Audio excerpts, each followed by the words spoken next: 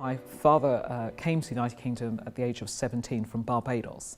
And at the age of 12, because he was the oldest child, he was expected to be the breadwinner. And so he left formal education at the age of 12.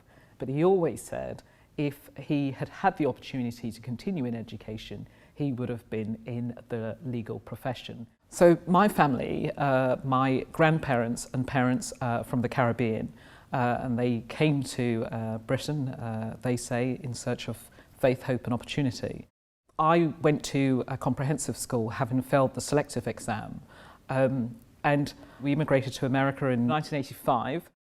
My secondary schooling was in America, and I graduated from high school, and I graduated on the Wednesday, and by the Thursday I was back in the United Kingdom because I wanted to study in this jurisdiction and the law of England and Wales. When I returned to the United Kingdom, I was 19 years of age. I'd been slightly held back in high school because they thought I had a speech impediment because of the way the twang was at that time in Buckinghamshire. So TH was pronounced as, I thought, as opposed to I thought. So I was held back, and hence, rather than graduating at 18, I didn't graduate until I was 19. So I had the graduate diploma for America, but when I came back to England, it wasn't recognised, and I had to do an access to education course, which I did part-time for 2 years in my local college, and then subsequently that enabled me to go on to university, but not before I took a pause and worked. So I found myself I worked briefly as a postwoman.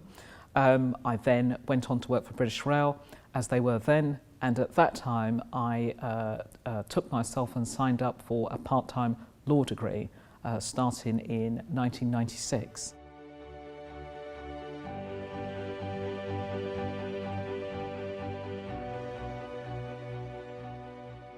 I wanted to qualify as a litigator, but at that time there were no positions within that firm for me to qualify into as a litigator. I was offered conveyancing, but that's not what I wanted to do. So having finished law school, having finished qualifying with my training contract, I found myself without work, and in fact I was doing people's gardens. And then subsequently I applied for my first post-qualification job with a firm in Huntingdon. I didn't enjoy private practice, but for me that was at a time of stark change, number of cuts going on to public funding, and so I was made redundant twice in as many years. I remember calling up an agent and saying, I want to go into the city, this is what I want to do, and this is how much I would like to earn. And the recruitment agent telling me, you're never going to get into the city because you didn't train, you didn't qualify, you've never worked in the city, it's not going to happen, and your salary expectation is unrealistic. Well, I didn't listen to that agent. I found myself a different agent, and I was subsequently offered a job as solicitor with the General Counsel of the Bar and advisor to the then Complaints Commissioner. I did face obstacles as a woman, but I think for me it's difficult to talk about obstacles as a woman without talking about obstacles as a black woman. And looking back now, I think that's what absolutely drove me, because the more the doors shut, the more people told me, because of my socio-economical background, and because I hadn't gone to the right university the first time around, I didn't come from a privileged background, hadn't qualified in a magic circle firm. I even had people tell me that I didn't look like a solicitor, didn't sound like a solicitor. And the more, as I say, people told me I couldn't, was the more I was determined that I could. So having done my first in-house with the General Counsel of the Bar, I continued on the in-house route, moving into the Association of Certified Chartered Accountants, ACCA. And I stayed with them for 5 years. I was promoted very quickly within 6 months and stayed with them until 2012. And then I left and I took on a number of projects with Ofsted, the pensions regulator.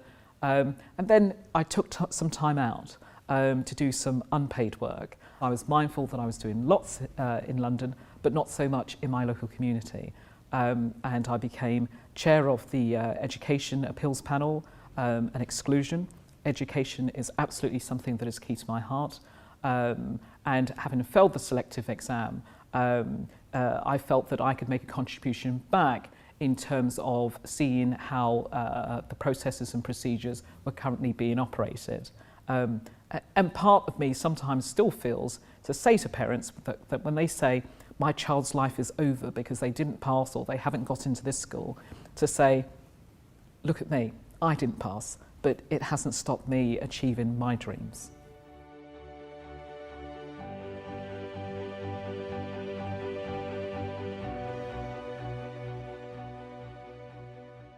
I immersed myself in the workings of council, joining various committees and boards. I then realised that the profession was changing, the dynamics on council was changing. And I also realised that in-house community was one of the fastest growing areas, but much wasn't being said or done about that particular area at the time. And so I put myself forward for the first time in 2015 as Deputy Vice President presidential candidate. And 4 times later, I have been successfully elected as Deputy Vice President. I am the first black person to be elected as Deputy Vice President and will become the first ethnic minority president in 21-22. A remarkable achievement, and so much so what it meant to me was that when I received the call to tell me that I had been elected, I was walking up Chancery Lane away from the Law Society, and when I got the call, I burst into tears in Chancery Lane. What I would like to see a change at the end of my presidency is to leave the solicitor profession more diverse and inclusive than the one I entered. As I travel around and hearing stories and people approach and saying, I thought I couldn't, but you absolutely give me hope and inspiration to know that actually I can become a solicitor and I can reach the top of my profession regardless of my colour, my background, my gender, or any of those issues. And it's my hope that we continue to attract the brightest and the best of this profession, and that is how I hope to leave office when I leave.